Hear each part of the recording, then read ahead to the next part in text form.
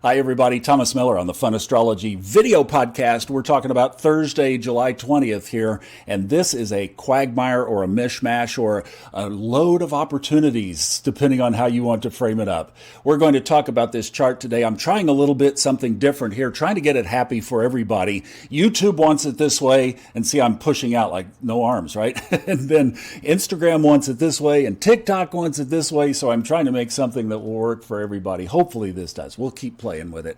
But let's talk about what's going on in the sky, and let's start with the very first thing is the most thing. Well, it's the one I'm going to be locking on to today. The sun is in a trine aspect with Neptune. Neptune, of course, in the later degrees of Pisces, the sun in the later degrees of Cancer, and that is giving us the grounding that we're going to need for the rest of this day and really the rest of this week, because what's setting up now is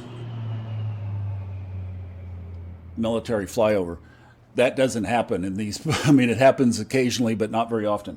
But this is going to be, see, and there you go. I mean, the grounding that we're going to need as whatever happens out there unfolds, I don't know. I'm going to stay centered. And this is so perfect because the sun trining Neptune is our connection with my buddy from Aspen, Colorado said, the home office. Long as that pipeline is open, I'm good, right?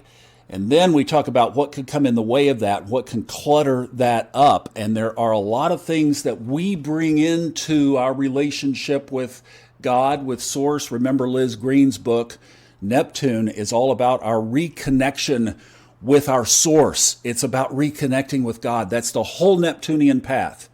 Well, today you've got a greased positive skid in that direction. So this is saying hold on to the safe line. Hold on to that rope when you're climbing the ledge. That's the first aspect of today, and it's not insignificant that it's number one.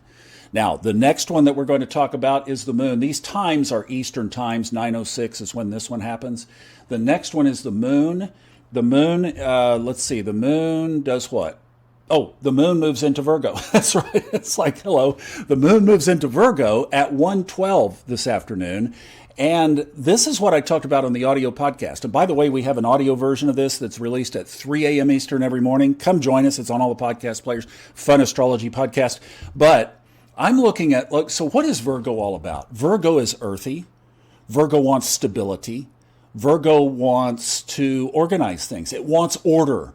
It wants orderliness. Well, this chart is anything but orderly. I mean, look at all of that, right? Every planet is somehow connected in some kind of way with every other planet. This is the whole sky beaming down on us right now saying, here is a message we're trying to deliver. Some of you will listen and some of you won't. But those of you who get it are really going to get it. And those of you that don't, it's going to be chaotic. That's the message. If you want a nutshell of the message of today, that's it. All right. So when the moon enters Virgo, it's almost like it's conflicted with the rest of this chart because this chart is not orderly. It's not symmetric. It's not nice and neat and tidy the way Virgo feels safe. So for the next 2 days until Saturday afternoon, when moon slides into Leo, we have that extra little bit of tension that we're going to be pulling on. So you'll feel it. If you're sensitive to this kind of thing, it will be there. All right. Now, the next thing that happens is the big aspect of the day, and that one is tonight. Mars directly aspects in opposition to Saturn. Those are the two great malefics in ancient astrology, but the two great malefic symbolisms of the tension and the war and the conflict of Mars and the karma and the club you over the head and get you beaten into your path of Saturn are pulling directly opposite each other. And this is where I'm so concerned for the mundane. Those of us who are on our highest timelines, those of us who are walking our spiritual paths, can use this energy to pull things out of our path that are in our way. But the collective is going to feel this tension, and they're going to be reacting to it, and they're going to be responding to it. And that's what you're likely to encounter over these next several days. Because about 30-something hours later, the sun is also opposite to Pluto. These are incredible aspects. I've been looking at this chart, and I've just been thinking, wow, this is two things. And I'm not going to go down the dark side, and this is what we talked about on the audio podcast.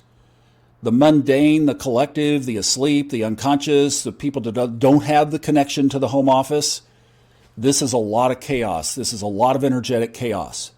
But if you look at this chart, I mean, everybody. So we mentioned Neptune. Oh, the yods. Let's talk about the yods too. The two big yods are still in place.